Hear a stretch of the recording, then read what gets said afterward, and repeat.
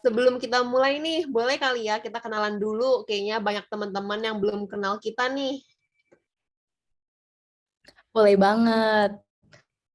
Perkenalan, aku Dani dari Cafe UPH Angkatan 2020. Dan aku, Aileen, dari DKV UPH Angkatan 2019. Nah, hari ini kita berdua akan menemani kalian sebagai MC sekaligus moderator. Oke, ngomong-ngomong, webinar kali ini tuh membahas apa ya, Len? Nah, hari ini kita akan membahas tentang tipografi aksara Indonesia nih, Dan. Wah, kayaknya topik tentang tipografi aksara Indonesia bakal seru banget ya. Iya dong, tahu gak sih yang hari ini bawain webinar kedua tipolog hari ini tuh siapa, Dan? Siapa emangnya, Len? Hari ini narasumber kita adalah Kak Aditya Bayu Perdana. Wah, terima kasih ya Kak Aditya udah mau jadi narasumber kita hari ini. Dan terima kasih juga kepada seluruh pimpinan kampus, dosen-dosen, seluruh peserta, dan para tamu yang sudah bersedia meluangkan waktu untuk mengikuti acara pada hari ini. Betul. BTW, Len, kayak belum pada on cam nih ya. Oh iya, kok pada malu-malu sih? Yuk, yang bisa on cam langsung on cam ya. Kita juga mau nih lihat wajah-wajah cantik dan ganteng-ganteng kalian. Iya, yuk pada on cam. Oke, sebelum kita lanjut ke acara, ada baiknya kita membuka acara hari ini dengan doa. Doa hari ini akan dipimpin oleh Kak Faye. Kepada Kak Faye, waktu dan tempat dipersilahkan.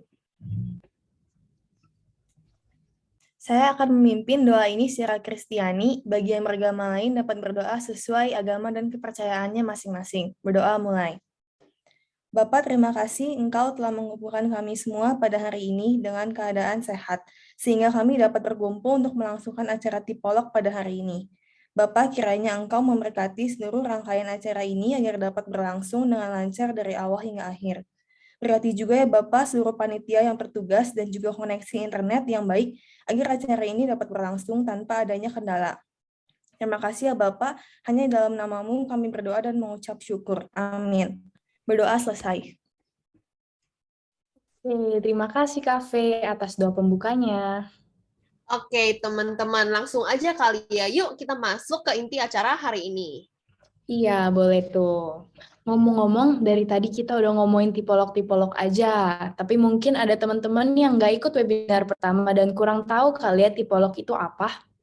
Iya, boleh dong Kak Dani jelasin ke kita semua acara tipolog itu acara apa sih? Jadi, Tipolog 2022 adalah lanjutan dari rangkaian kegiatan Tipolog 2021. Tipolog sendiri adalah singkatan dari Typography Dialogue, sebuah kegiatan yang bertujuan untuk membuka ruang-ruang diskusi mengenai keilmuan tipografi. Widih, keren banget ya. Lalu aku juga penasaran nih, kalau di acara tipolog itu ada acara-acara seperti apa? Nah, Tipolog 2022 ini ada 3 webinar loh yang dibawakan oleh narasumber-narasumber hebat. Dan pastinya semua acara Tipolog tahun ini tidak kalah serunya dengan yang sebelum-sebelumnya. Buat info lainnya, kalian bisa langsung follow aja nih Instagram kita di @tipolog.dg. Jangan lupa di-follow ya guys. Oke, jadi gimana kalau kita langsung cus bahas aja tentang webinar hari ini? Tadi apa ya Dan judulnya? Tipografi Aksara Indonesia. Masih ingat nggak narasumber kita hari ini siapa? Hayo, jangan-jangan udah pada lupa lagi. Coba dong Dani, kasih tahu kita sekali lagi. Hari ini kita kedatangan Kak Aditya Bayu yang akan membawa materi tipografi aksara Indonesia. Webinar kedua ini dijamin akan seru banget, khususnya untuk teman-teman yang tertarik pada dunia tipografi. Iya dong, dan karena itu boleh dong minta reaction-nya. Ya nih, mana jempol-jempol kalian? Oke, jadi buat yang belum kenal Kak Aditya Bayu ini, Kak Aditya ini termasuk dewa tipografi loh guys. Berarti Kak Aditya ini benar-benar udah expert banget ya sampai disebut sebagai dewa tipografi dan Iya, Kak Aditya adalah seorang freelance typographer of traditional Indonesian script. Ngerti nggak Len maksudnya? ngerti dong. Jadi maksudnya Kak Aditya ini spesialis di tipografi aksara Indonesia kan ya? Betul, keren ya. Jarang-jarang nih ada yang bawain aksara Indonesia. Kayaknya kita bakal belajar banyak hari ini, Len. Bener nih. Dan by the way, mungkin kita panggil aja ya langsung narasumber kita hari ini daripada kita berdua terus nih yang ngobrol. Teman-teman semua juga pasti menunggu-nunggu ya kehadiran Kak Aditya. Boleh. Halo Kak Aditya, apa kabar?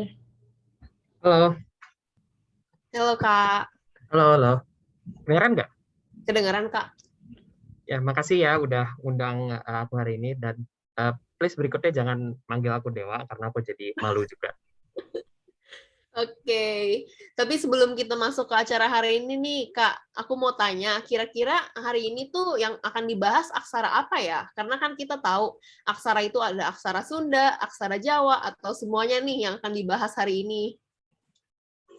Kita lebih kayak overall view dulu karena kalau misalnya dikelutin satu-satu, masing-masing itu punya karakternya sendiri.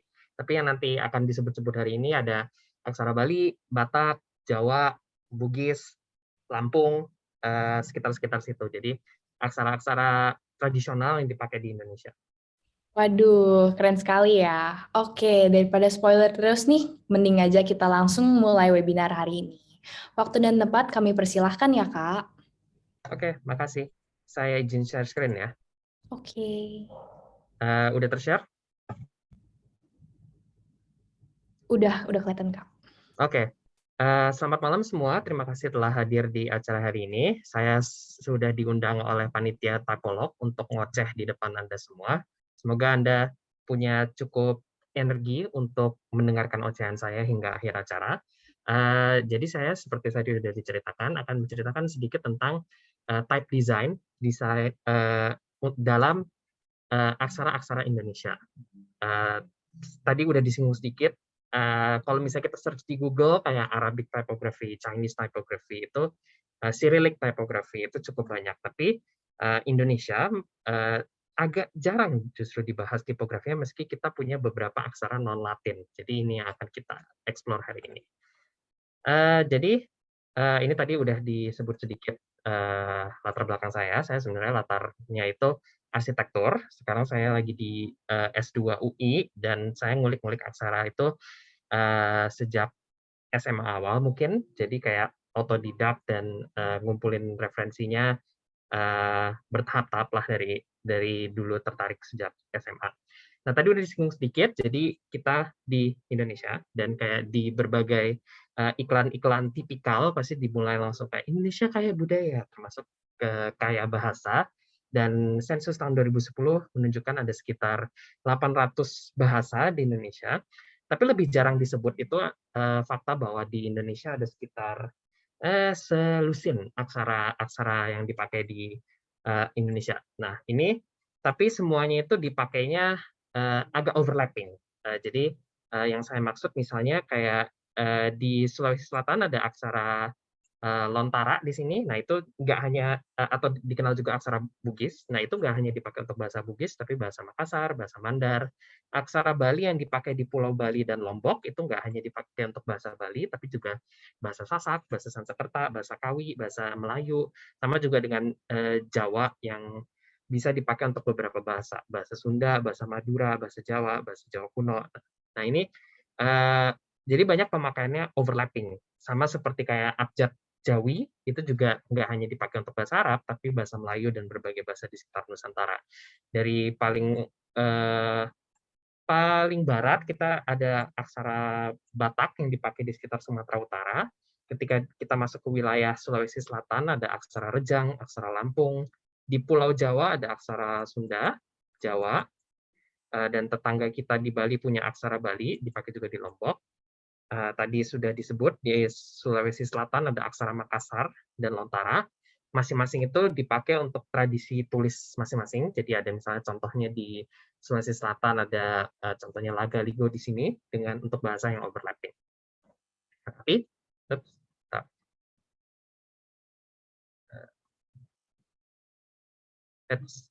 ya.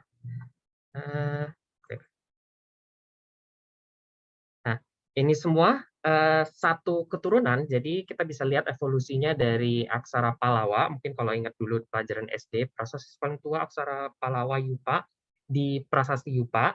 Nah, kemudian dia berangsur-angsur selama beberapa abad berevolusi menjadi aksara daerah masing-masing. Makanya banyak istilahnya kesamaan antara aksara ini dan aksara itu karena basically semuanya sekerabat. Dalam hal kalau semuanya itu sistem abugida. Abugida itu jadi beda dengan alfabetis. Dia itu satu huruf itu satu suku kata. Misalnya di aksara na ini, kemudian diubah dengan tanda baca dengan yang merah-merah ini. Jadi vokalnya diubah dari tadinya na, jadi no, jadi nir, jadi neng. Nah, itu semua aksara-aksara Indonesia basically dasarnya begitu. Nah, tapi kalau kita jalan-jalan di wilayah Indonesia manapun, nggak ada yang pakai aksara-aksara ini dalam level sehari-hari. Jadi kita sudah lama pakainya huruf Latin untuk berbagai macam bahasa. Jadi ada upaya-upaya untuk revitalisasi sejak 80-an, kayak kalau misalnya ada dari hadirin yang di daerah, mungkin ingat pelajaran muatan lokal yang ada aksara-aksaranya, tapi biasanya begitu selesai sekolah nggak dipakai lagi dan nggak ditemukan di sehari-hari. Makanya biasanya sekarang kalau ngomongin aksara Indonesia, itu biasanya yang diomongin itu simbolismenya, filologinya, ortografinya. Kayak jarang ada yang kepikiran kalau aksara Indonesia itu bisa masuk dalam ranah desain. Nah, dan bisa dilihat hasilnya kayak pemakaiannya agak ala kadar. Jadi kalau misalnya kita cari aksara Indonesia di in the wild, di sehari-hari, biasanya kita cuma nemu di papan nama jalan yang kualitasnya ala kadar, terus kayak kecil, kalau dalam jarak pandang normal nggak kebaca. Terus kalau misalnya cari tabel-tabelnya, seringkali tulisannya kasar, kayak yang di bawah gitu, nggak apik, dan bukti-bukti anekdotal menunjukkan bahwa pemakaian yang agak selengean ini, kasarnya, itu justru membuat generasi muda merasa, ih apaan sih belajar aksara buat apa? Kesannya kuno dan nggak responsif terhadap kebutuhan zaman. Dan memang kalau kita search Google juga, yang keluar itu seringkali hanya tabel hitam putih seperti yang sebelah kanan. Justru pemakaian yang bervariasi, yang cantik, yang cakep di zaman dulu, itu seringkali nggak keluar, kekubur di dalam arsip-arsip yang agak sulit diakses. Ketika misalnya tipografer sekarang mau mengeksplor aksara, itu seringkali cuma bikin aksara kita hanya dipakai untuk bikin font Latin pseudo aksara, kayak font Latin sok-sok Jawa atau sok-sok Bugis. Nah, itu sangat disayangkan. Jadinya aksara kita hanya dipakai untuk memperkaya khanasah huruf Latin, tapi aksara sendirinya itu tidak didesain. Nah, ini kan jadi miris ya, dan jadinya pemakaiannya juga seringkali tadi agak asal-asalan. Misalnya ini ada pemakaian aksara Batak, aksara Bali, aksara Jawa. Ini semua nggak bisa dibaca. Ini literally asal ngetik. Jadi sama sekali menyalahi aturan dasar dari aksaranya sendiri. Ini juga kayak gini. Ini bukan Selasar Malioboro. Ini tulisannya Sela Asa Arama Mala Iya O gitu-gitulah. Jadi ini sangat disayangkan kalau ketika akhirnya dipakainya juga kayak nggak ada afterthought. Jadi karena eksplorasi aksara kita seringkali tidak merespek karakter inherent dari aksaranya, dan seringkali juga bentuknya itu aja, itu disebabkan karena referensi materialnya itu seringkali nggak bagus, dan karena kita nggak sering pakai. Jadi kalau kita misalnya sehari-hari keluar terus lihat huruf Latin bisa banyak, rupanya fontnya dari Old English, dari Gothic, Black Letter, sampai sans serif dan serif, kita tahu bisa banyak rupanya, sementara kalau Latin nggak kayak gitu, kalau aksara-aksara kita nggak kayak gitu, dan seringkali ketika akhirnya disuruh terapin juga kualitasnya begitulah.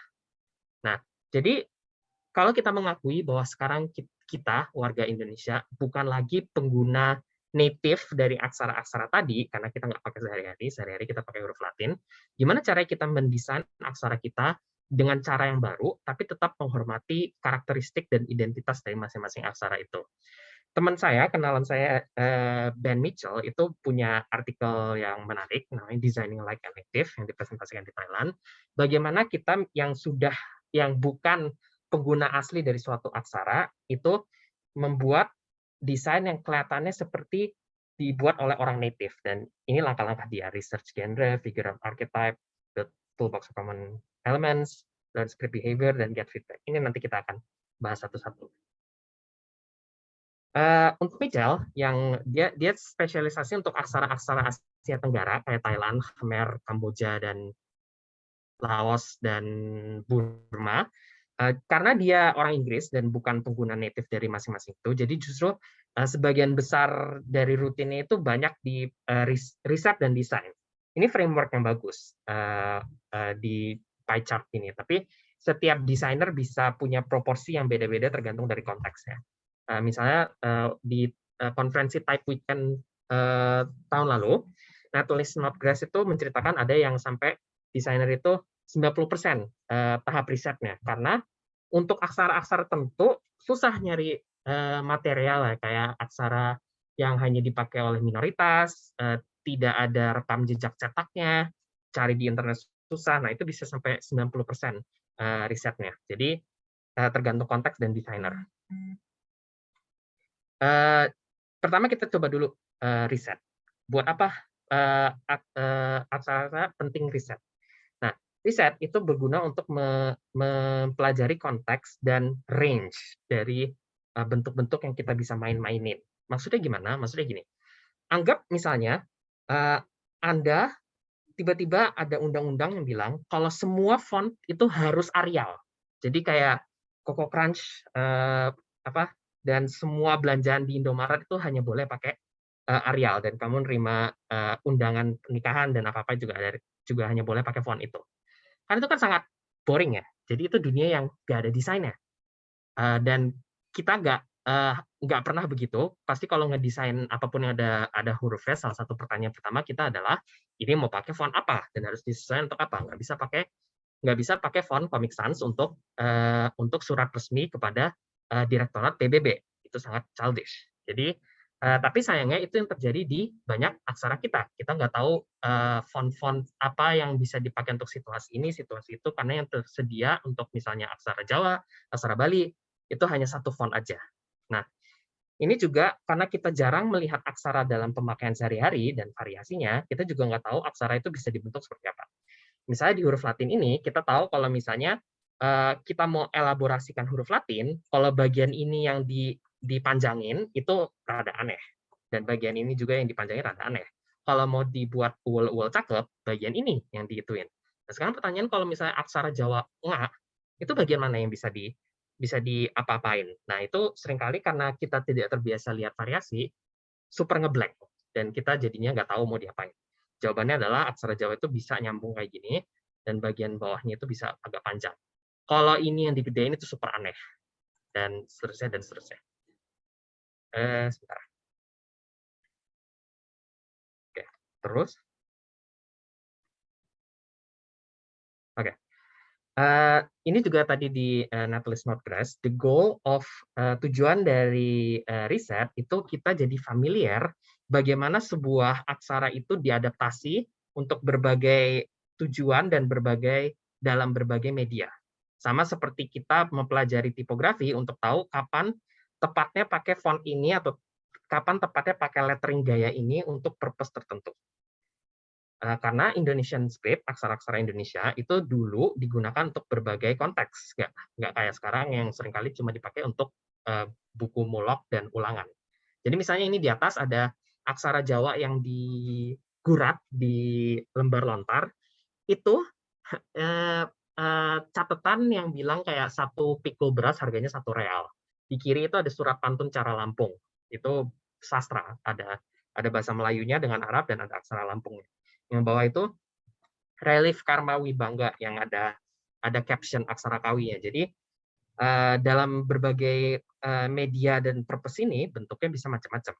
Dan dulu orang kita itu cukup multi bahasa dan multi aksara, bisa dilihat sampai zaman Belanda pun begitu, ketika sudah masuk media cetak. Jadi misalnya ini majalah Laun Rumah, ada bahasa Melayu dengan Latin, bahasa Makassar dengan Lontara, dan ini di majalah Kejawen ada bahasa Jawa dengan aksara Jawa, bahasa Jawa dengan Latin, dan seterusnya, dan seterusnya.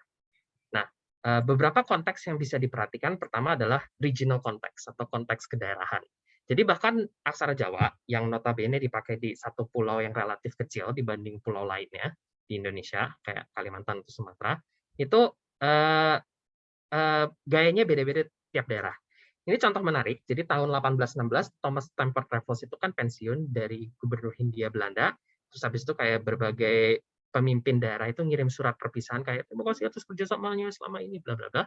Terus habis itu jadi mereka kirim surat dan bisa dilihat di cuplikan surat-surat ini kalau di setiap daerah itu beda. Antara surat yang ditulis di Bandung, di Cirebon, di Banyuwangi, bahkan di keraton yang tetanggaan antara Keraton Surakarta dan Yogyakarta itu gayanya bisa beda jauh. Karena punya gaya itu bagian dari identitas sebenarnya bagi mereka. Jadi di atas itu yang Surakarta gayanya flamboyan, terus habis itu desender-asendernya gede-gede, sangat kaligrafis. Yogyakarta lebih rapet, lebih kotak-kotak, style unik dia sendiri dan seterusnya. Dan misalnya kayak di Cirebon kan pesisir yang menerima banyak pengaruh, mereka suka mengembangkan gaya grafis kayak misalnya ini yang dicampur motif Megamendung Tionghoa, jadi ada gaya khas sendiri. Ini plakat dari Keraton Cirebon. Terus habis itu contoh lain misalnya di Sulawesi Selatan, lontara, aksara lontara atau aksara Bugis yang dipakai itu biasanya bentuknya agak kaku-kaku, dan itu terutama dikukuhkan begitu ditemukannya metal type untuk aksara lontara. Tapi di daerah lain misalnya di Singapura, jadi Bugis itu, orang Bugis itu kan pelaut dan banyak diasporanya di seluruh Asia Tenggara, itu di Singapura lebih suka bentuk yang ngebulet-bulet. Jadi ada lontara metal type yang digunakan di London Missionary Society Singapura 1832. Ini ada nisan di kuburan Jalan Kubor, dan ini ada koin yang diproduksi di sekitar Selat Malaka tahun 1800-an. Ini kan bentuknya lebih gempel-gempel dibanding contoh yang sebelumnya. Terus habis itu ada juga material konteks, karena beda material bisa menghasilkan bentuk yang rada beda juga. Salah satu alat material paling tua di Nusantara itu adalah lontar, sampai sekarang masih dipakai di Bali. Nah, itu dia nggak ditulis pakai pena, tapi dia digurat pakai pisau. Terus kalau udah nanti diseka, jelaga nyelip di antara guratannya, terus makanya jadi hitam. Karena dia kayak gitu, dia harus agak ngebulet-bulet biar nulisnya bagus. Karena kalau terlalu kaku-kaku nanti patah lontarnya. Dan hanya agak susah ngebuat gaya personal dengan lontar, jadi harus orang yang ahli banget yang bisa buat gaya personal. Nah, itu beda dengan misalnya kertas. Kertas itu cenderung lebih fleksibel, bisa mengakomodasi banyak gaya. Dan ini contohnya di aksara Jawa, begitu kertas diperkenalkan, cenderung gayanya jadi lebih bervariasi. Kemudian aksara-aksara kita itu juga nggak terbatas dengan tulisan-tulisan tangan, tapi juga masuk metal type atau cetak. Ada beberapa aksara kita yang cetak, dan terakhir komputer, digital typeface yang theoretically semua gaya harusnya bisa, semua gaya sebelumnya. Ini contoh-contoh pemakaiannya, misalnya lontar dengan aksara Bali, fragmen Arjuna Wijaya, kemudian ini di bawah ada aksara Batak dan aksara Lampung yang ditulis di kulit pohon kayu. Terus habis itu ini contoh aksara lontara yang ditulis dengan kalam Arab, jadi pena pipih gitu. Jadi makanya di tengah-tengahnya sering ada tulisan Arab Melayu juga. Kemudian engraving, dipahat di benda metal, kemudian dijadikan cap di sebelah kanan. Terus tadi disinggung sedikit kalau aksara-aksara kita itu nggak terbatas pada tulisan tangan doang, tapi pernah masuk level media cetak, mass publication. Jadi ini misalnya lontara movable type saya nggak bisa bahasa Prancis, jadi pasti pronunciation-nya aneh. Imprimerie Nationale Prancis, dipotong oleh Marcelin Legrand 1845. Jadi ini contoh bagaimana aksara tradisional kita itu pernah sampai levelnya metal type kayak Latin dan bisa mass publication. Publikasi aksara-aksara tradisional udah bisa ditrace sejak 1700-an akhir gitu untuk publikasi-publikasi orang Eropa seperti kayak gini, tapi biasanya block type atau cetak blok. Jadi bukan hurufnya diukir satu-satu, tapi teks satu halaman udah diukir, biasanya buat tabel-tabel doang.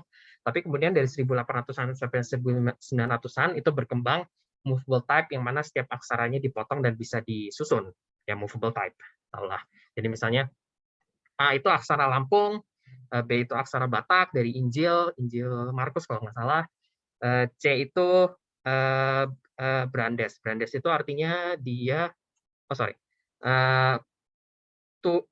publikasi negara Kertagama, D itu Injil juga, dan E itu aksara lontara Mates.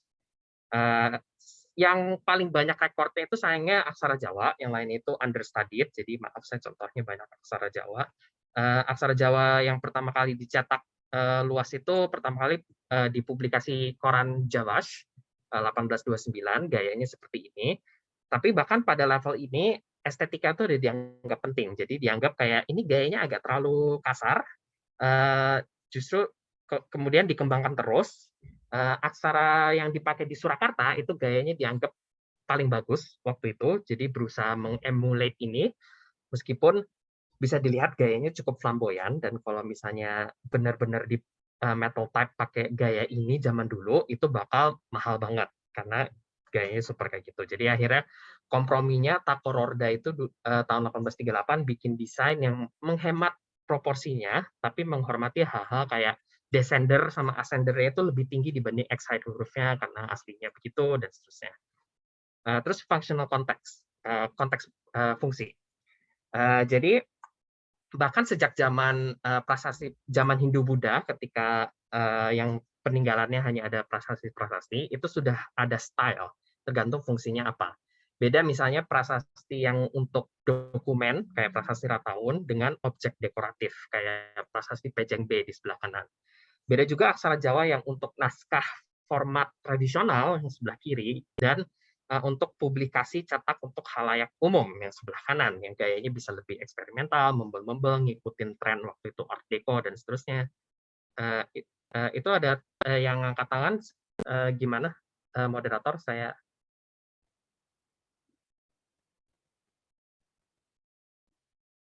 Adek, dipersilakan nanya atau enggak? Oke, aku lanjut ya, punten. Ya, Kak. Ini contoh-contoh iklan-iklan lain di aksara Jawa yang bisa lihat gayanya macam-macam. Ada di sebelah kanan ini bocah Mangkunegaran, gayanya agak sunset, monoline dan agak kaku-kaku. Terus yang bawah kiri itu reverse contrast, yang atasnya itu gaya kaku-kaku lagi. Jadi karena dipakai untuk komersial iklan, ya harus dibuat agak menarik juga, nggak bisa pakai font biasa-biasa untuk menarik customer.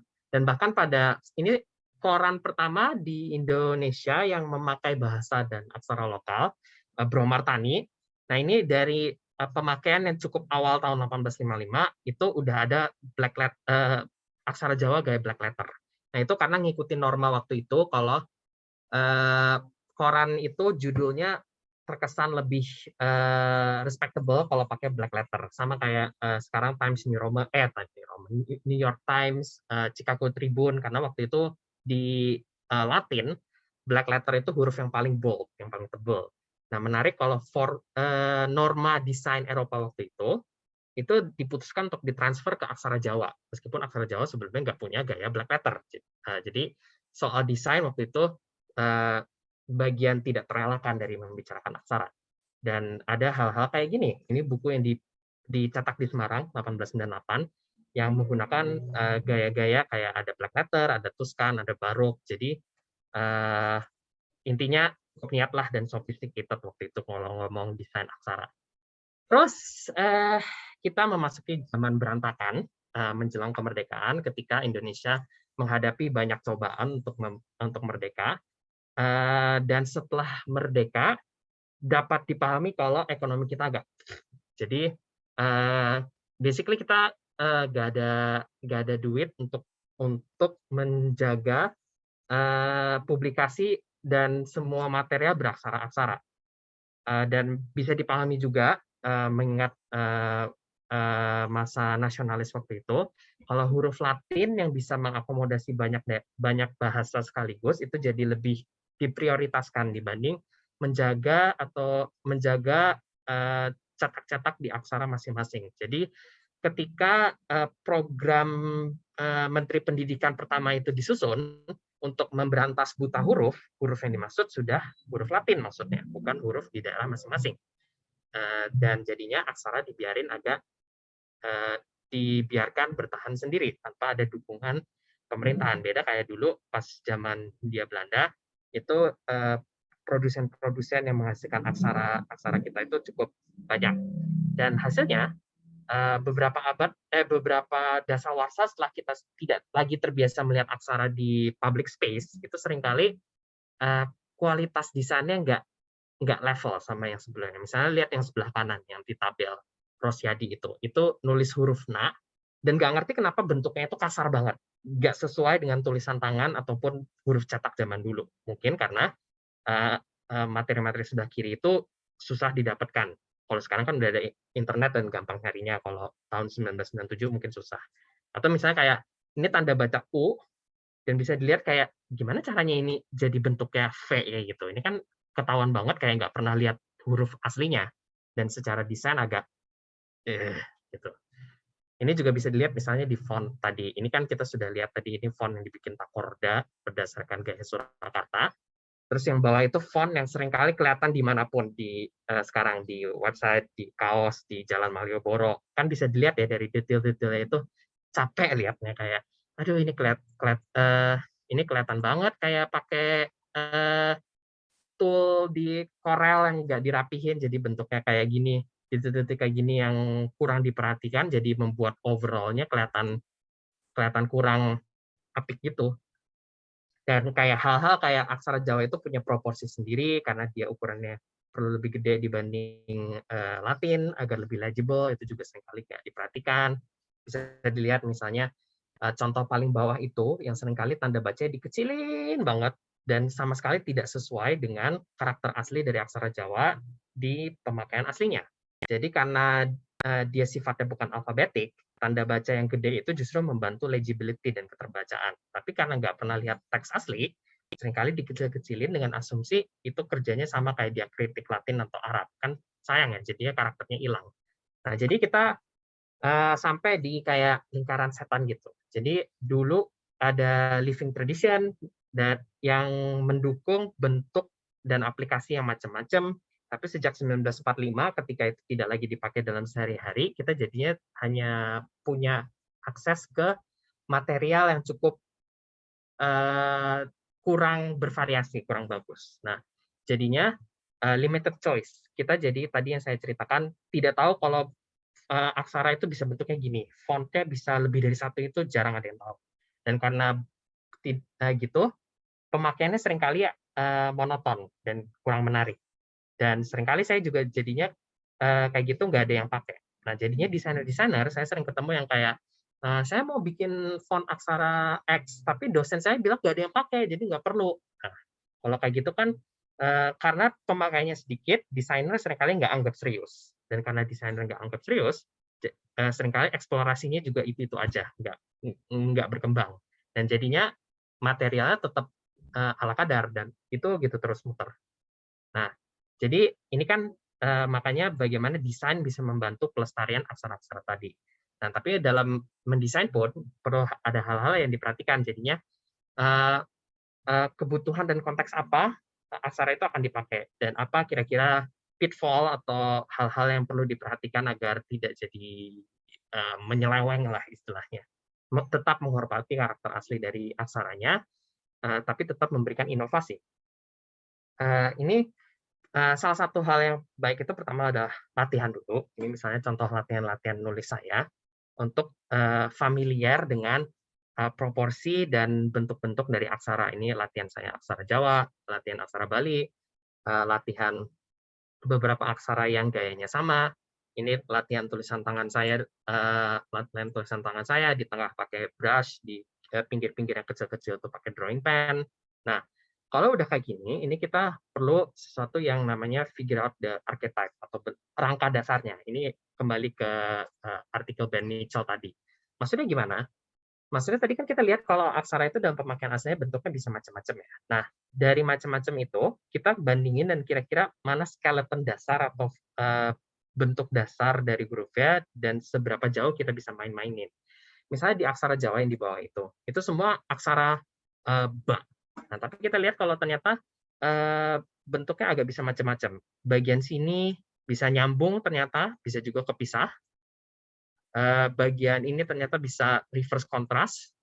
Bagian ini ternyata boleh ada spasi, bagian sementara ini nggak ada spasi.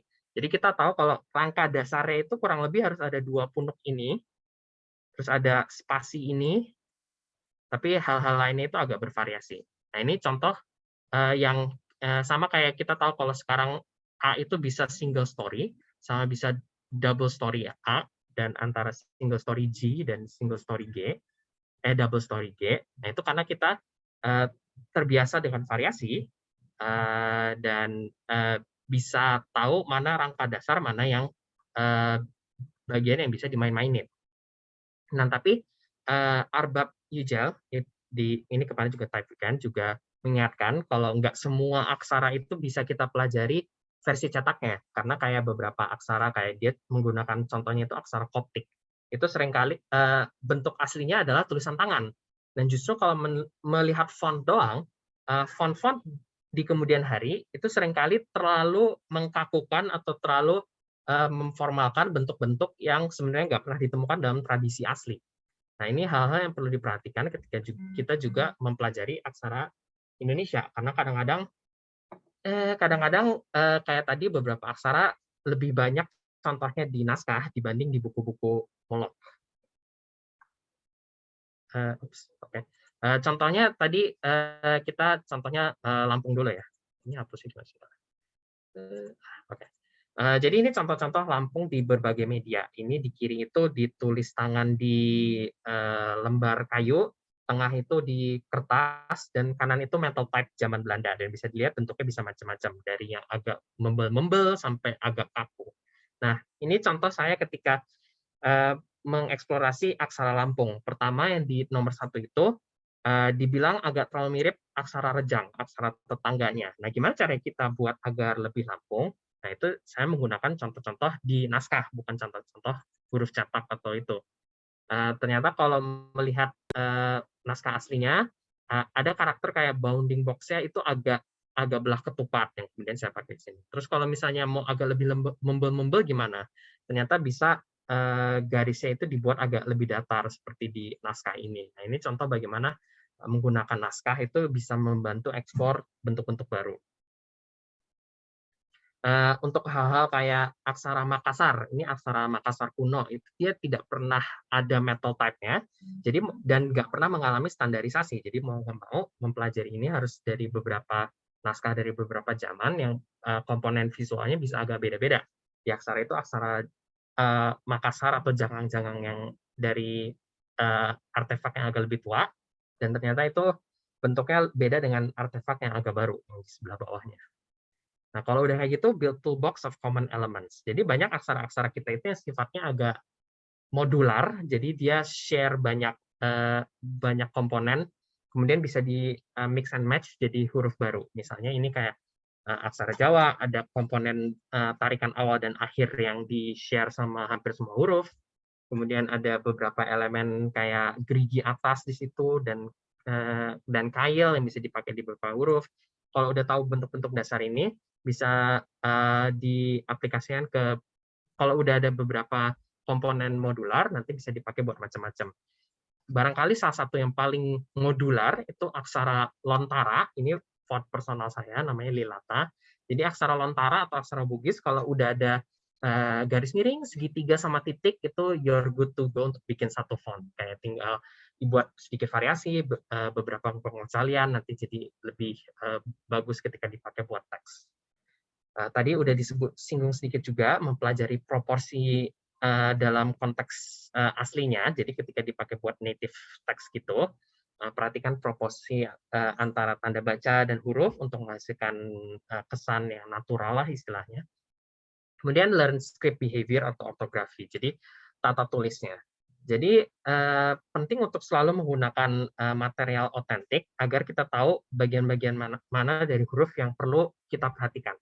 Sama kayak di huruf Latin kan, kalau bikin font kan kadang-kadang ada ligatur FI ya, ligatur FI, FFL. Nah itu kan untuk bahasa Inggris yang punya banyak kata itu. Tapi untuk bahasa Jerman ada ligatur yang lebih sering muncul, FST misalnya atau dan seterusnya. Nah itu karena sudah tahu, pernah lihat teks dalam bahasa Jerman dan seterusnya, itu jadi kita lebih mengetahui kalau ada huruf-huruf yang perlu diperhatikan ketika membuat aksara ini. Ini contoh aksara Jawa yang cukup kompleks, aturan-aturan berubah bentuknya. Biasanya melihat dokumen Unicode itu bisa jadi langkah awal pertama, tapi lebih bagus kalau ada teman buat nanya, apalagi dari program filologi atau dari program sejarah, walaupun biasanya dari program filologi itu juga kadang-kadang saya nemu yang taste desainnya agak model yang kayak pakai Comic Sans secara non ironis di kerjaan serius. Jadi kayak cari orang yang ngerti desain dan ngerti aksara itu seringkali diagram Venn-nya agak kecil bersinggungannya. Ini contoh tadi, ini salah satu contoh kerjaan saya waktu itu buat Google. Jadi kan bikin font Notos Jawa untuk didesain ulang. Jadi saya harus jelaskan ke mereka anchor-nya, tempat masangnya, dan tempat-tempat berubahnya. Ini salah satu yang bisa dijelaskan lebih lengkap kalau tahu ortografinya. Bagaimana berubah-berubahnya, dan perlu open type feature-nya apa aja. Itu juga salah satu yang membantu saya ketika bikin font aksara Bali untuk Panlex seperti ini. Ini mock-up pemakaiannya. Bawah itu yang benar-benar dipakai di website-nya. Setelah lihat tadi dua aspek, riset dan desain, mari kita lihat beberapa pekerjaan yang menggunakan aksara. Karena sejak 2010 sudah ada increased awareness untuk aksara. Saya lebih sering lihatnya aksara Jawa sih tadi, karena kebetulan itu yang saya lebih banyak ketemu. Tapi di aksara-aksara lain juga mulai tumbuh. Di Jawa misalnya diwadahi oleh komunitas-komunitas seperti Segajabung dan internet, yang dengan internet kita bisa lihat aksara-aksara di naskah otentik secara real time. Dan ada juga kayak UMKM kayak Bahnu yang bikin merchandise bertema aksara yang kelihatannya actually didesain, nggak kayak download font gratis di Google terus habis itu bikin I Love Yogyakarta di kaos. Jadi benar-benar kelihatan kayak ada niat desain gitu. Nah, ini contoh beberapa kenalan saya yang merembuk aksara, misalnya Arif Budiarto, handle sosmednya ada di kanan, terus Nurholis yang bikin eksperimen seperti ini, terus habis itu Wisnu Adikusuma yang kayak gini. Nah, terus habis itu maaf ini jadi sesi agak nyombong, jadi ini bagian beberapa proyek saya. Kita agak cepat aja di sini. Salah satu yang pertama saya itu bikin logo yang dijawa-jawakan. Ini memiliki presiden sebenarnya dalam lokalisasi. Jadi misalnya kayak Coca-Cola di beberapa negara itu bisa beda-beda stylenya ketika diubah ke aksara masing-masing.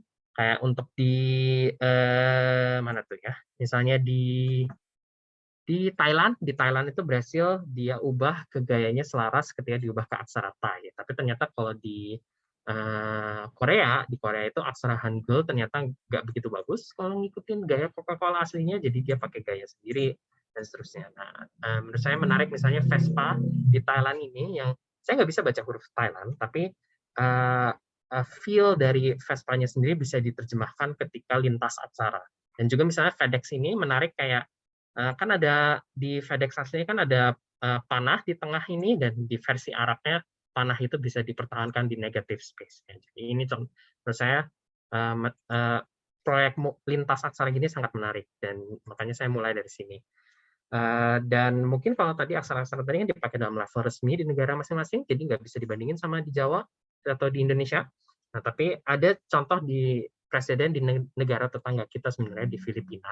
Mereka juga punya aksara Baybayin yang sebenarnya dipakai dalam level lokal, tapi bedanya di sana desainer-desainer muda itu lebih tertarik untuk menunjukkan bahwa aksara Baybayin itu bisa sebeken dan sefleksibel huruf Latin. Jadi banyak eksplorasi huruf Baybayin di sana yang seperti ini, dan saya terinspirasi untuk mengikuti seperti itu. Jadi kayak dari logo type asli, terus habis itu disesuaikan pengucapannya, karena aksara-aksara kita itu sifatnya fonetis, terus nanti mash up, tengah ada hasilnya yang cara baca dan logo type aslinya gabung jadi satu. Ini salah satu yang pertama, Coca-Cola, ada Nike, kemudian Sprite, Lindt. Ini sebenarnya cukup gampang ternyata untuk mengikuti gaya skripnya di logo type asli, karena tadi kita lihat kalau aksara Jawa itu menerima pengaruh Eropa yang cukup kuat, bahkan sejak zaman pra-kemerdekaan. Ini salah satu percobaan saya lagi juga untuk ketika saya jadi presenter di Type Weekend. Jadi kan diubah ke aksara Jawa, dan hal-hal yang perlu diketahui misalnya batasan-batasan kayak aksara Jawa itu cenderung per hurufnya itu lebih panjang, horizontal. Jadi mau nggak mau, emang hasilnya akan jauh lebih panjang. Tapi jadi dan ini hal-hal yang perlu disesuaikan sedikit-sedikit. Jadi misalnya bold-nya itu bisa agak sedikit dikurusin, tapi mau nggak mau ya hasilnya akan seperti ini. Ini contoh-contoh lain, misalnya di untuk Titles in Translation, itu akun di Instagram, ini bagaimana Jackie Brown atau Mr. Robot itu diubah ke aksara Jawa dengan tetap mempertahankan visual identity-nya. Ini juga contoh mockup kayak Back to the Future. Terus habis itu ada juga beberapa proyek yang saya dikomisikan, misalnya membuat versi baru dari Noto Sans Javanese, itu dibuat oleh Monotype dan dirilis oleh Google. Jadi sebelumnya itu ada masalah yang mana semua tarikan awal dari aksara Jawanya itu kepotong. Entah kenapa, saya nggak ngerti kenapa mereka menganggap ini hal yang oke. Padahal ini nggak pernah teratestasi dalam manapun. Jadi sulit dibaca dan sangat gak lazim. Jadi saya di-hire untuk merapikan itu semua jadi sesuatu yang lebih legible dan representatif terhadap desain aksara Jawa. Nah, ada juga aksara Bali seperti kayak gitu. Dari yang ini kan gayanya Noto Sans itu maunya monoline. Nah, saya di-hire untuk bikin sesuatu yang monoline, tapi juga bisa dipakai untuk merender teks Bali tipikal, karena seringkali mereka komponennya kurang, jadi nggak bisa pakai buat ngetik teks Bali real. Gitu. Contoh-contoh lain misalnya kolaborasi, ini saya yang tahun lalu dengan KITLV, jadi typeset dan layout buku yang tentang pertemuan budaya antara orang Mandar Sulawesi dengan orang Bali. Ini typesettingnya agak sulit karena dia trilingual, bahasa Mandar, bahasa Indonesia, dan bahasa Inggris, dan juga biskriptual, gaya aksara Lontara dan aksara Latin. Dan itu saya coba sesuaikan jadi multi bahasa gitu, karena tema bukunya adalah pertemuan multikultural. Jadi ilustrasinya di kanan juga gaya kamasan Bali, tapi border-border dan figuranya itu ngambil dari naskah-naskah Melayu. Dan teksnya mendukung konsep multikulturalisme itu juga. Collab lain misalnya dengan aksara di Nusantara dan Type Dialog. Waktu itu saya bantu jadi juri dan ngejelasin konsep-konsep aksara untuk dipamerin di desain Biennale Bandung 2021. Ini beberapa poster yang saya buat waktu itu untuk pamerannya. Di kiri itu ada aksara Lontara yang dipakai untuk bikin elong. Elong itu puisi tradisional Bugis. Tengah itu ada kayak bagaimana aksara-aksara bisa kita buat beda-beda rupanya, tapi tetap bagian dari satu family.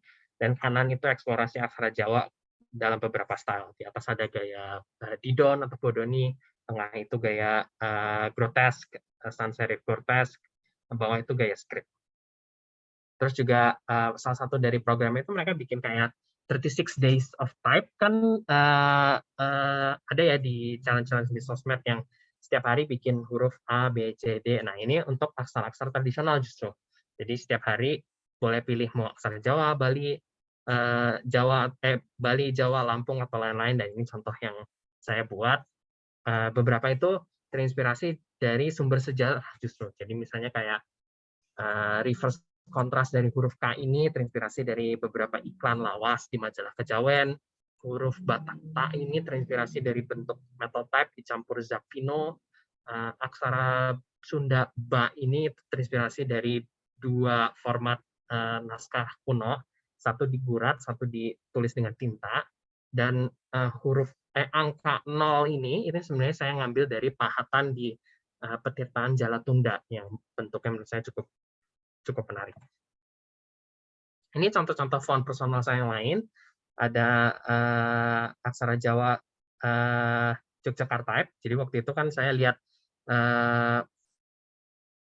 penjelasan dari logo Jogja Istimewa yang untuk iklan ini dan bilang katanya terinspirasi dari aksara Jawa. Terus saya mikir kenapa nggak aksara Jawanya juga yang didesain? Itu kan tadi jadi sayang sekali kalau aksara Jawa hanya jadi inspirasi untuk bikin font Latin gaya pseudo aksara. Kenapa nggak aksaranya juga didesain sehingga Latin dan aksara Indonesia itu terkesan kayak satu family.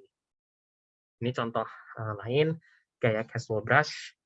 Ini gaya aksara Bali yang mengikuti gaya metal type klasik zaman Belanda 1900-an. Ini gaya monoline Jawa dan Bali yang kelihatan kayak satu family, kelihatan kayak semacam mau jadi arealnya gitu ya, yang legible, sederhana, minimalis. Terus ini font aksara Sunda.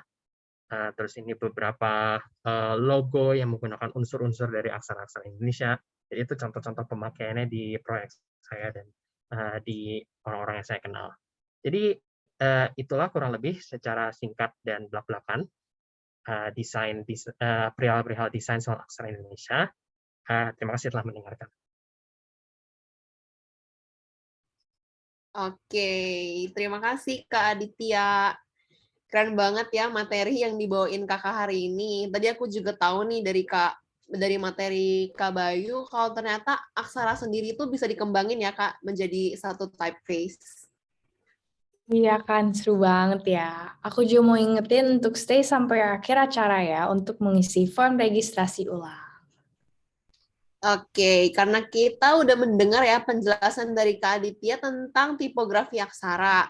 Pastinya pada tertarik juga ya teman-teman untuk tahu lebih dalam mengenai tipografi itu sendiri. Tertarik dong pastinya. Nah, mungkin di sini ada yang mau bertanya, mungkin tertarik, masih penasaran, atau bahkan pusing gitu ya tentang tipografi aksara. Boleh banget langsung ditanya aja nih di kolom chat. Iya, atau kalian juga bisa aja ya raise hand lalu on mic, biar lebih seru nih kalau kita ngobrol-ngobrol langsung sama Kak Aditya. Oke, ada pertanyaan Kak? Kalau nggak ada, aku dan Dani sih udah banyak banget yang pengen ditanyain. Iya, boleh-boleh. Langsung aja ditanya nih. Nggak usah malu-malu ya, guys.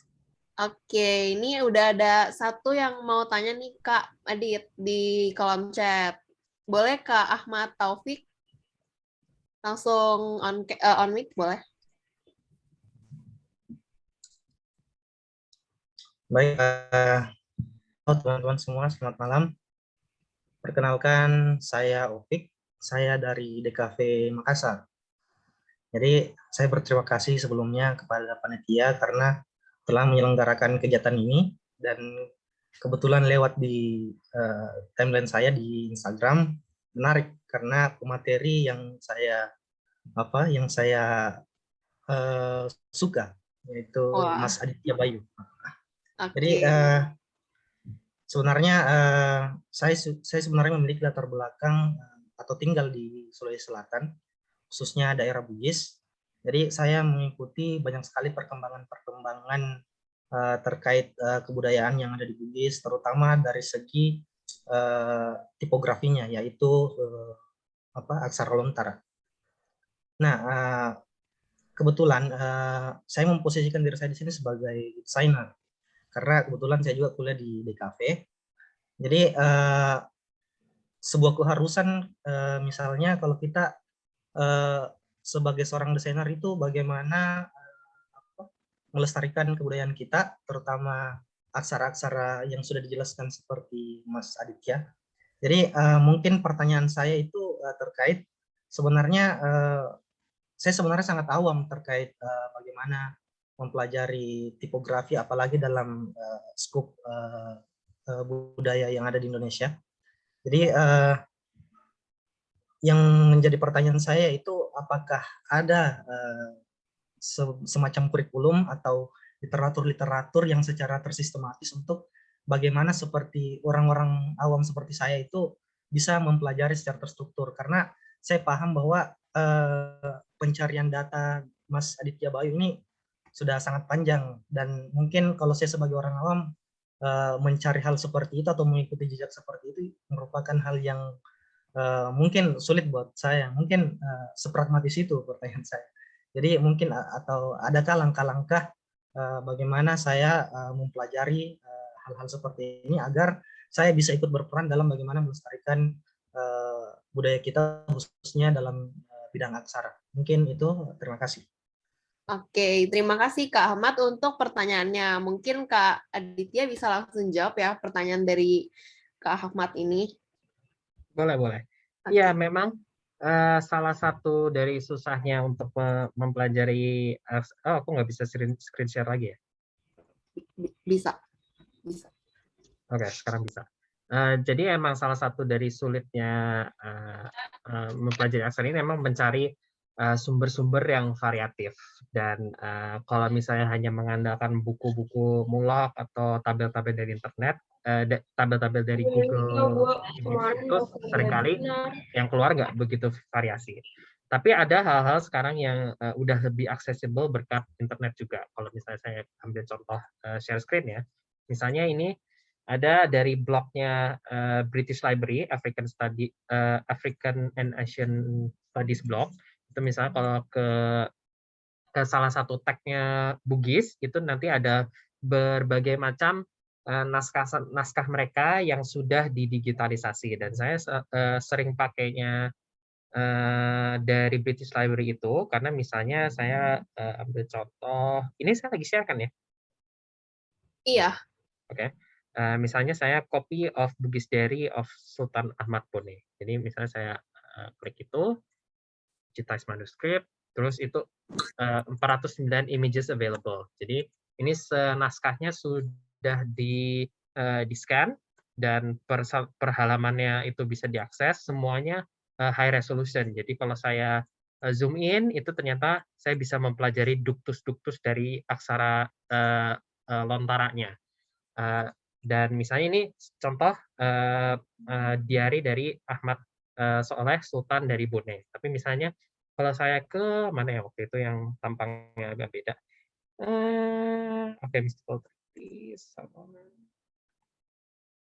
Misalnya saya ke naskah lain, itu gayanya bisa agak lebih macam-macam.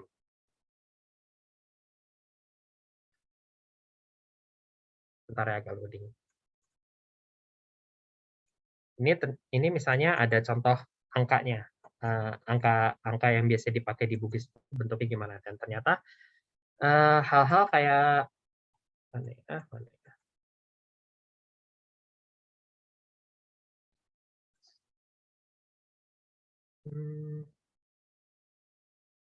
Bentar. Harusnya tadi saya udah buka dari awal untuk antisipasi.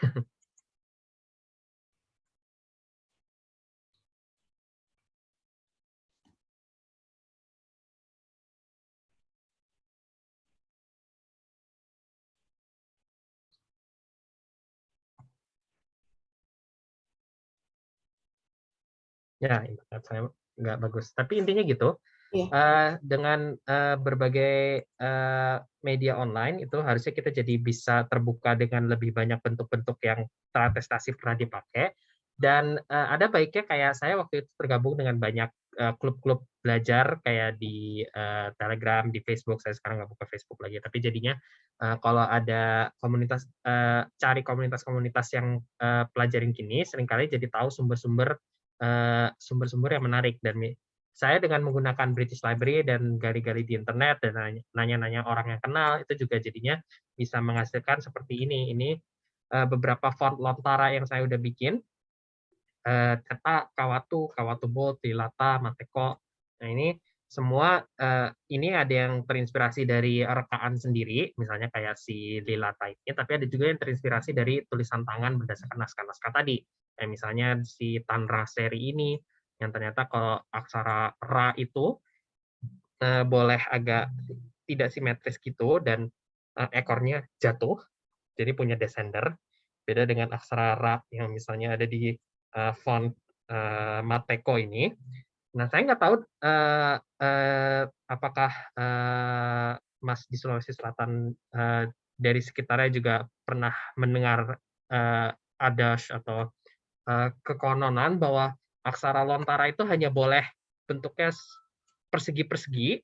Tadi kan udah dilihat contoh kayak banyak nisan, huruf cetak, dan bahkan koin itu juga sebenarnya banyak yang bentuknya bulat-bulat dan bisa agak gempek. Nah ini saya membuat font yang berdasarkan kayak gitu untuk memperkaya khanasah bentuk aksara lontara. Dan ini saya tahu kalau aksara lontara bisa bentuknya gempel-gempel itu karena dengan melihat contoh-contoh naskah seperti tadi. Jadi memang gali-gali itu harus perlu sedikit dedication, tapi kalau udah menemukan contoh yang variasi itu jadi lebih worth it karena jadi tahu kalau aksaranya bisa dimainin seperti ini loh, kita bisa variasi seperti ini. Semoga kejawab atau ada pertanyaan tambahan? Sangat menarik, Mas. Terima kasih atas jawabannya. Oke. Oke, thank you Kak Taufik. Mungkin ada yang lain mau bertanya? Kalau belum ada sih, kita yang bertanya ya, Len. Iya dong. Itu Kak Adit juga ada share blognya ya. Bisa dilihat nih, Kak Taufik. Oke, kayaknya belum ada yang nanya nih. Kita aja yang nanya ya. Tadi sih aku mau nanya, saat mendesain terjemahan logo sebuah brand ke traditional script itu, bagaimana cara mengimbangkan teks terjemahan agar tidak menghilangkan ciri khas logo aslinya, seperti yang sudah ada yang orang biasa lihat gitu ya, Kak? Oke. Boleh share sekali lagi untuk ke slide yang tadi? Boleh. Bentar, tadi mana ya?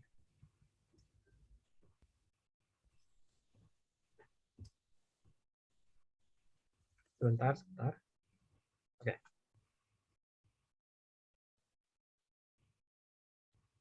Yang ini ya? Iya, Kak. Oke. Jadi ini salah satunya kita harus tahu trik-triknya dari aksara yang ditargetkan. Ini kan targetnya adalah aksara Jawa.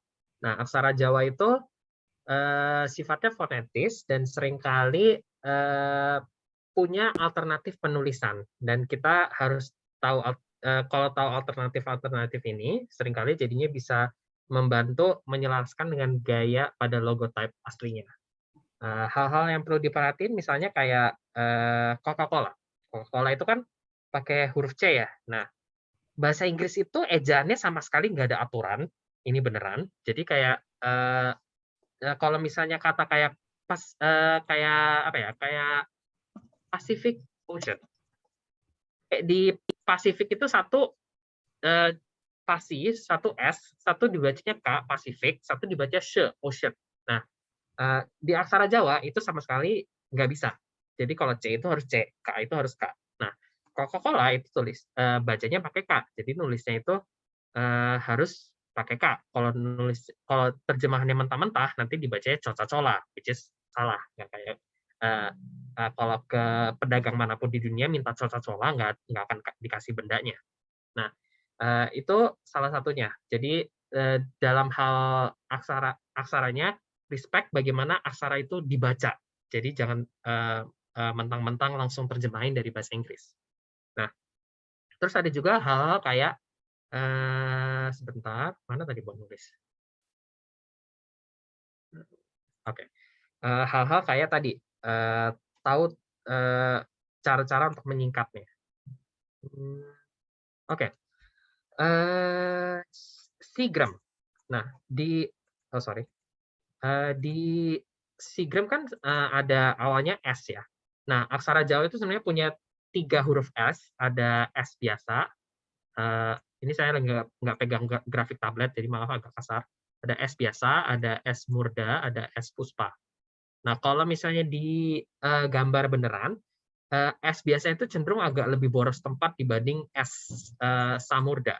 Jadi dalam kasus ini memakai samurda untuk di awalnya itu lebih masih acceptable dan jadinya lebih hemat tempat. Nah, itu salah satu bagaimana tahu alternatif penulisan bisa membantu menyelaraskan dengan logo aslinya. Karena kan tadi kita lihat di contoh lain misalnya di Type Weekend, kalau benar-benar diikutin cenderung biasanya agak panjang banget. Untuk Type Weekend ini inevitable, ujung-ujungnya jadi agak panjang, tapi kalau di Sigram tadi bisa agak disingkatin sedikit. Ada juga hal-hal kayak contohnya di mana gambar tadi? Nah, kayak Mr. Robot ini. Aksara Jawa itu sebenarnya nggak main singkatan itu nggak begitu dipakai. Nah, kalau misalnya aku misternya itu benar-benar dieja secara baca, jadi kayak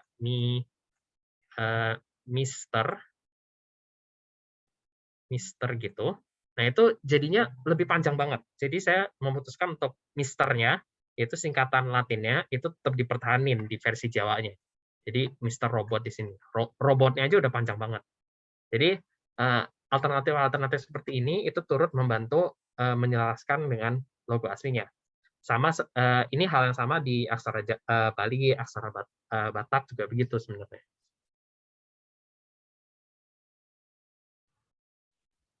Oh gitu Kak, oke, thank you Kak. Gimana Len, ada pertanyaan lagi nggak? Oke, mungkin tadi aku udah lihat nih ya di participants, ternyata ada banyak banget nih dosen-dosen yang datang, jadi aku mau berterima kasih dulu ya kepada para dosen yang sudah hadir, khususnya Pak Martin yang telah menyediakan waktu untuk datang ke webinar kedua ini. Oke, mungkin nih ada Pak Alfian atau Pak Eston yang udah denger juga nih ya webinar kedua oleh Kak Aditya ini, boleh tanya-tanya juga ya, Pak. Oke, mungkin aku mau tanya nih ke Kak Aditya juga. Kalau selama berkarya ini, ada gak sih Kak aksara asal Indonesia atau luar Indonesia yang menjadi favorit Kakak? Dan apa yang bikin aksara itu menarik banget di mata Kakak? Saya cenderung suka semua aksara sih, masing-masing ada tempat dan favoritnya. Untuk yang di dalam Indonesia, tadi kita lihat petanya di awal banget, saya terutama suka secara bentuk itu si aksara lontara, yang bentuknya banyak segitiga-segitiganya, itu secara visual sangat khas dibanding mudah dikenali lah istilahnya, tapi ternyata setelah ditelusuri lagi di dalamnya ternyata bisa variasinya macam-macam. Tapi aksara Jawa itu juga saya suka karena materinya cenderung lebih mudah ditemukan, dan dari yang mudah ditemukan itu juga variasinya banyak. Jadi tapi di semuanya ini saya mencoba untuk mengulik lebih dalam, dan biasanya begitu diulik saya langsung jadi suka aksara. Jadi kalau ditanya besok mungkin lagi favoritnya Lampung, kayak setiap hari bakal beda-beda sih. Kalau di luar Indonesia saya pelajari sedikit-sedikit kaligrafi Tionghoa Hanje, Sirilik yang gaya bias, khat-khat Arab saya suka yang gaya nastalik gitu-gitu. Saya lumayan suka aksara Ge'ez yang dipakai di Ethiopia sama aksara Armenia. Jadi cukup eklektik sih yang saya suka campur-campurnya gitu. Karena kalau lihat typographic scene dari masing-masing aksara selain Latin itu juga masing-masing biasanya punya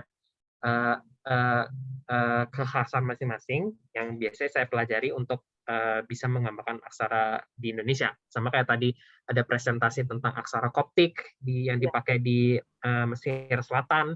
Nah, fakta kalau dia menggunakan naskah untuk memperbaiki font-font yang agak kurang memuaskan, itu saya juga pakai untuk relevan dan bisa menjelaskan kasus di Indonesia, yang mana ketika banyak juga naskah-naskah yang seringkali belum dijadikan sumber inspirasi untuk desain.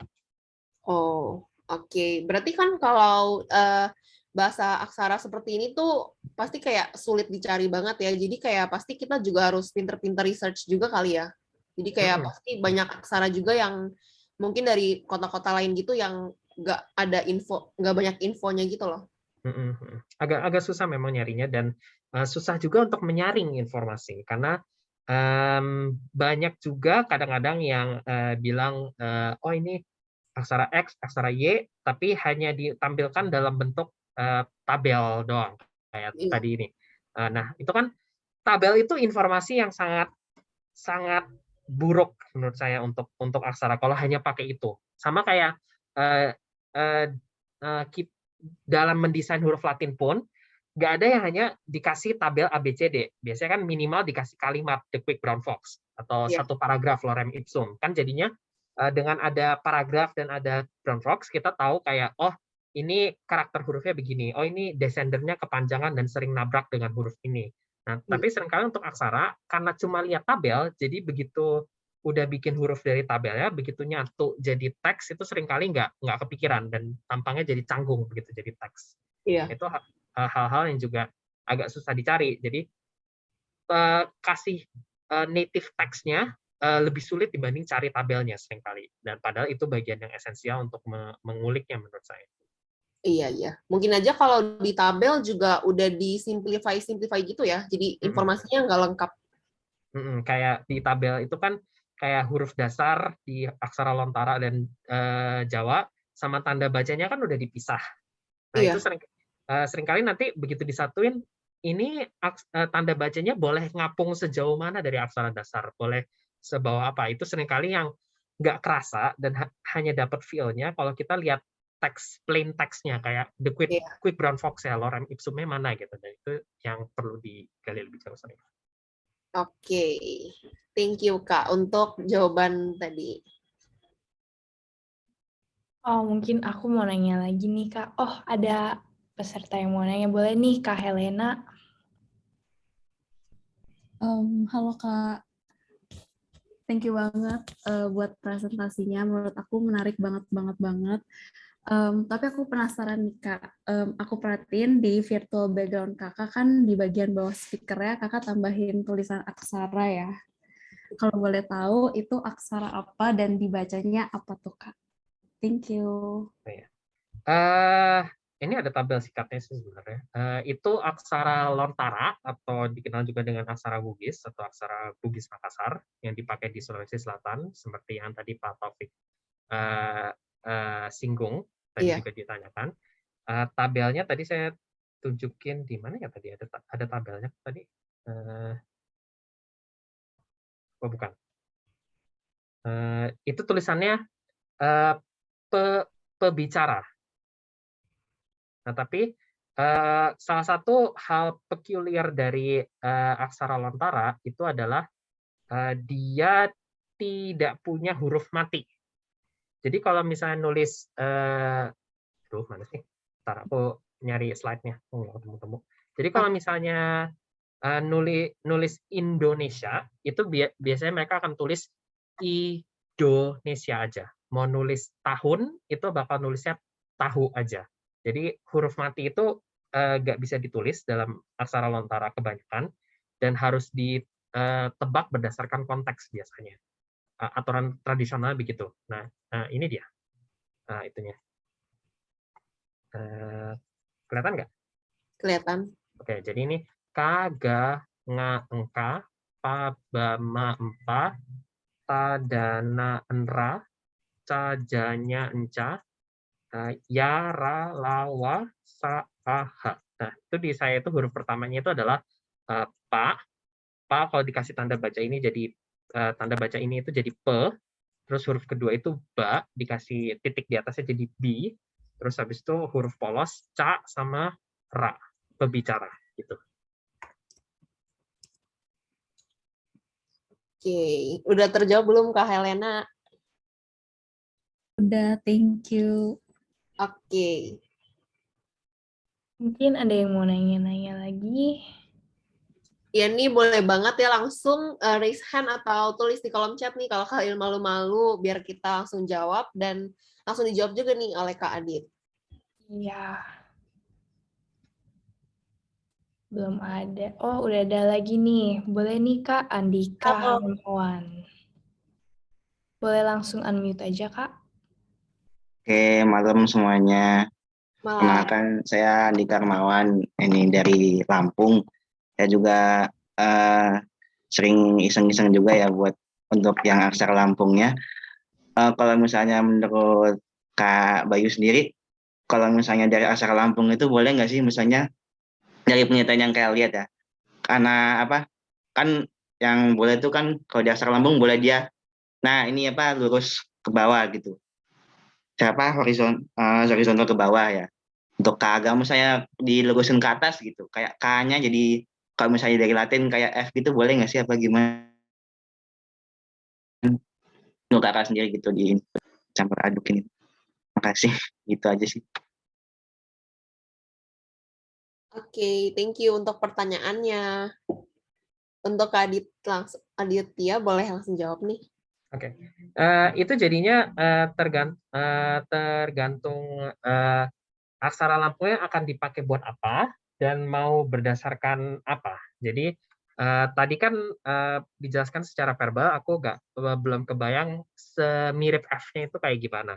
Nah, sementara aksara Lampung sendiri itu ada variasinya. Nah, itu kalau kita sudah mempelajari variasi dari beberapa bentuk, kita jadi lebih kebayang mana yang wajar, mana yang enggak. Jadi tidak istilahnya mendesain secara buta gitu, membabi buta istilahnya. Kadang-kadang aksara-aksara kita itu kena stereotype, grafik stereotype. Kalau misalnya, oh aksara lontara hanya boleh bentuknya segitiga-segitiga, atau oh aksara Lampung itu bentuknya harus lebih membel-membel biar bisa bedain sama rejang. Nah, seringkali stereotip kayak gitu itu nggak begitu membantu dalam desain. Itu sering dan tidak berdasarkan naskah asli.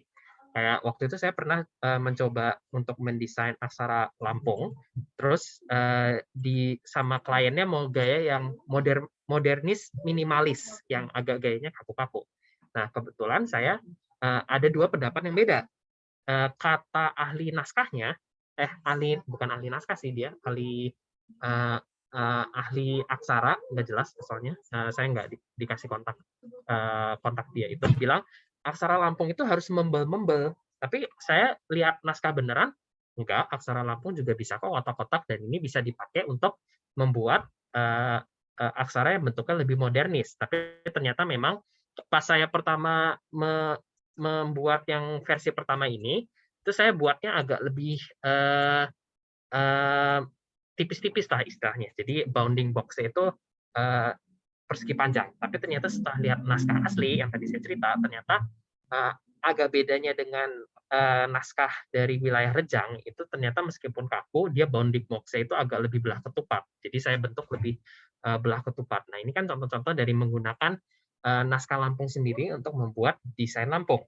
Tapi kadang-kadang juga klien ataupun itu juga sayangnya tidak tahu tentang variasi dalam naskah, atau hanya mengandalkan stereotip, dan kayak gini itu harus dijelasinnya pelan-pelan, dan kadang-kadang juga mereka nggak terima, dan akhirnya harus revert juga ke sesuatu yang agak stereotipis jadinya. Ya, agak sulit sih memang jadinya itu, dan bisa dan enggaknya itu jadinya kita tricky dan harus berjalan di tengah-tengah antara naskah yang mengatakan kepada kita kalau boleh kok bentuknya begini-begini, dan ekspektasi orang sekarang yang sudah jarang lihat naskah dan sudah punya kayak bayangan fix kalau oh aksara itu bentuknya harus begini, which is kadang-kadang ya susah juga dinavigasi dalam kenyataan. Oke, apakah Apakah sudah terjawab? ya? Iya, sudah menjawab. Terima kasih juga. Soalnya kan saya juga lihat dari Instagramnya Mas Bayu juga, yang Lampung atau yang apa ya, daerah sekitar Sumatera Selatan, Surat Ulu itu nggak terlalu banyak variasinya, apa karena apa gitu ya. Padahal daerah lain tuh kayak banyak variasinya, ternyata jawabannya kayak gitu. Ya udah sih, makasih. Sudah menjawab juga sih. Tapi itu juga tadi kalau misalnya benar-benar lihat contohnya, tadi menurut saya yang ini nih, contoh yang tadi itu, kalau di sebelah kanan kan ada huruf cetak ya, dan ada juga banyak cat Lampung dari 1800-an. Itu gayanya super kaku-kaku. Dan ternyata yang tengah, yang pakai tulis di kertas, itu gayanya cukup membel-membel. Ini contoh bagaimana dalam penggunaan aslinya, ketika aksara Lampung itu lebih lumrah, itu pasti selalu ada range. Jadi kita dengan melihat banyak material ini jadi tahu range-nya, kayak bisa sampai kalau misalnya skala gitu bisa sampai semembel ini dan sekaku ini gitu. Dan memang jadinya harus punya referensi-referensi ini untuk bisa navigasi kira-kira mau dibawa ke arah mana gitu. Oke. Mungkin Dani nih ada pertanyaan lagi ya. Aku lihat-lihat nih muka kamu kayaknya penasaran banget nih sama Kak Adit. Ini ada yang tanya juga di aku, tapi direct message, nggak ke everyone. Oke, boleh Kak. Jadi dari Christopher Rusli, penggunaan jenis aksara ini di zaman sekarang biasanya digunakan untuk apa? Dan sejarah muncul jenis aksara di Indonesia. Oke, ini pertanyaan yang sejarah aksara itu kayak super panjang, dan kayak kalau kita bahas sekarang ini nanti keburu bulan depan. Tapi sesingkat-singkatnya. Oke. Sesingkat-singkatnya itu jadi kalau ingat pelajaran SD waktu itu kan ada kayak yang prasasti paling tua di Indonesia adalah Yupa dengan aksara Pallawa. Jadi salah satu aksara paling awal itu aksara yang dibawa dari India, Pallava, tapi di Indonesia itu berevolusi secara perlahan-lahan jadi aksara baru. Sekitar abad 8 itu udah jadi aksara Kawi namanya. Terus habis itu seiring waktu Kawi di setiap daerah itu berkembang jadi aksara masing-masing. Jadi di Bali jadi aksara Bali, di Jawa jadi aksara Jawa, Batak jadi aksara Batak. Nah, selama terjadi proses evolusi ini dari aksara Pallava ke aksara Bali, Indonesia tapi itu tidak tertutup. Jadi nggak kayak Jepang zaman Edo gitu. Jadi dia juga terbuka dengan pengaruh-pengaruh dan masuk kayak aksara abjad Arab yang kemudian dipakai untuk bahasa Melayu. Dan itu seringkali dipakai juga overlapping sama kayak di Jawa pesantren-pesantrennya pakai aksara Arab Pegon, tapi di keraton-keratonnya lebih suka pakai huruf aksara Jawa, tapi kemudian ketika administrasi dengan Belanda pakai huruf Latin, jadi saling mix gitu. Termasuk juga huruf Hance juga cukup awal masuk ke Nusantara sejak zaman Majapahit, mungkin karena pas zaman Majapahit ngebayar transaksi pakai koin kepeng yang ada tulisan Hance-nya itu lumayan sering. Jadi ya sejarahnya panjang dan dikarakterisasikan dengan perkembangan yang heterogen dan perlahan-lahan di berbagai daerah yang saling mempengaruhi. Mungkin kalau sesingkat-singkatnya gitu. Dan kalau sekarang dipakai untuk apa?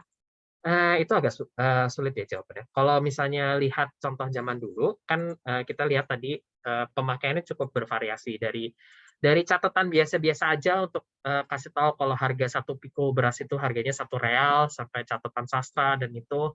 Tapi kalau dari publikasi majalah populer sampai sastra tinggi macam-macam kalau dulu. Tapi kalau sekarang karena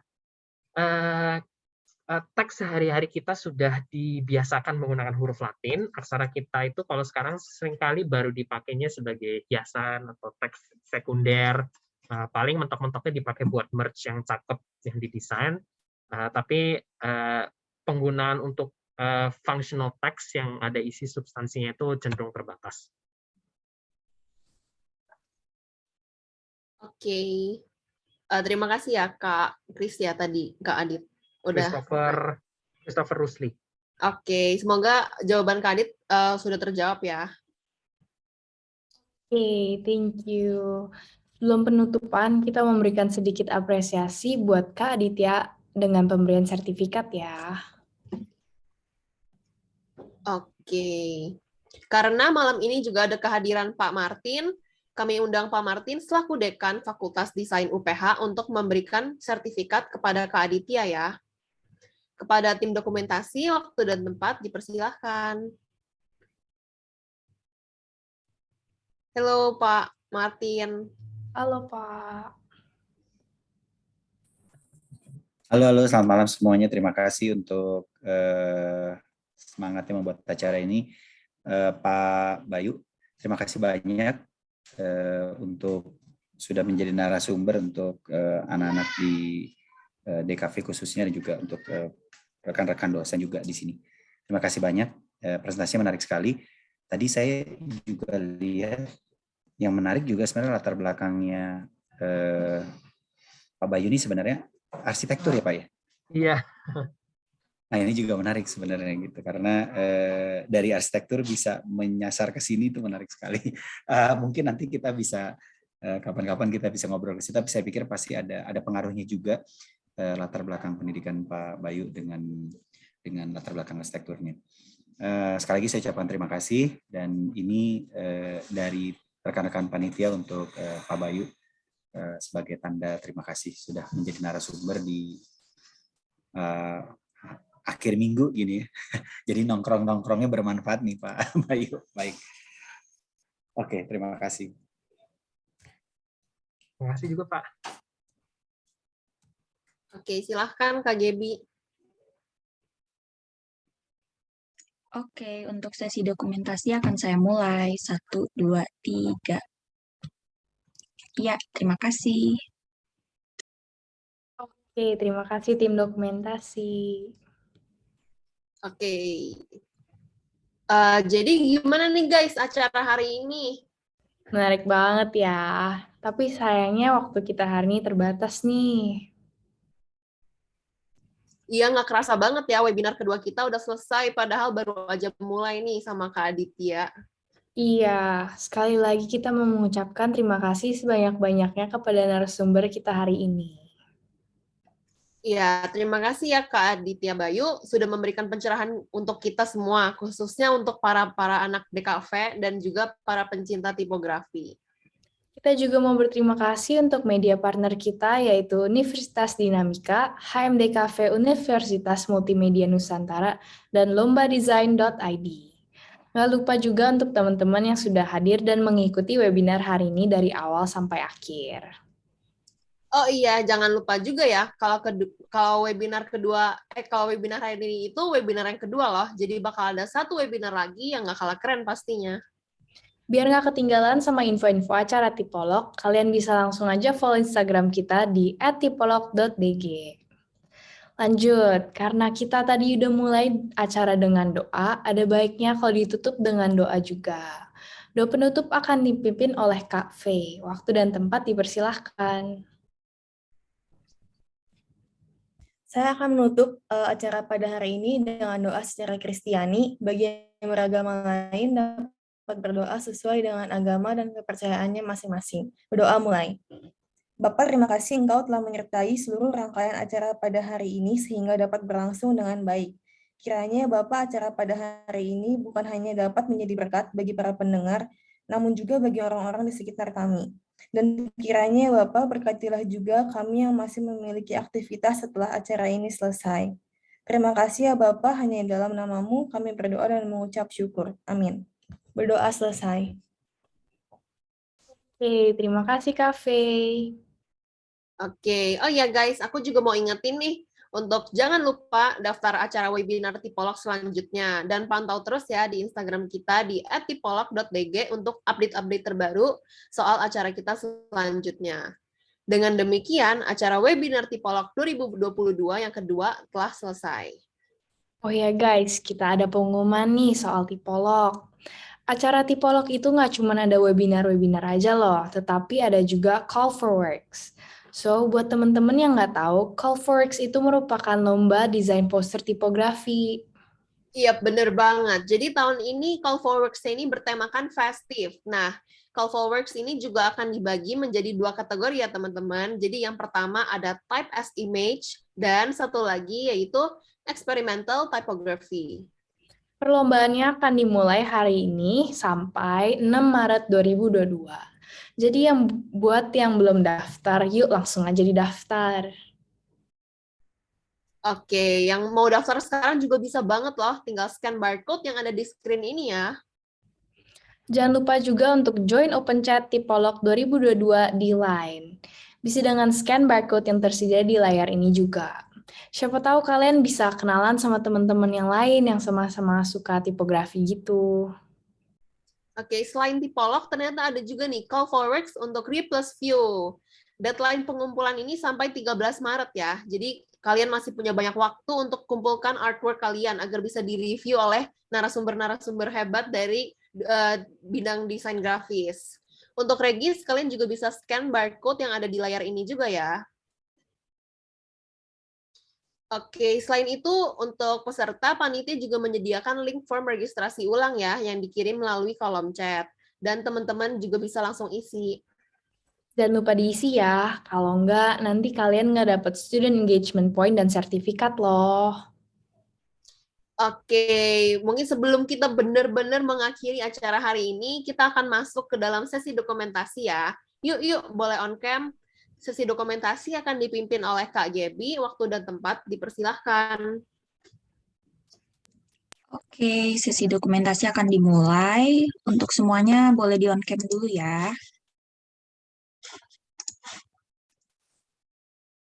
Oke, di aku ada 4 slide. Untuk slide pertama, 1, 2, 3. Slide kedua, 1, 2, 3. Slide ketiga. Dan slide keempat. Oke, makasih. Thank you Kak Gebi. Sekali lagi kita mau ingetin lagi tentang form regis ulang. Silakan kalian isi link yang ada di kolom chat ya. Iya, jangan lupa diisi ya guys. Regis ulangnya ini bisa diisi maksimal sampai jam 11.59 malam ini. Jadi kalau kalian mau isinya nanti setelah acara ini selesai, bisa kopas dulu ya linknya biar nggak kelupaan. Akhir kata, kami selaku pembawa acara memohon maaf bila ada salah pembawaan dan pengucapan dalam acara hari ini. Saya Dani. Dan saya Aileen, pamit undur diri dulu ya. Thank Terima you kasih semuanya. Kalian udah boleh leave ya. See you. Sukses ya panitia, terima kasih banyak. Terima kasih, Pak. Pak. Semangat terus.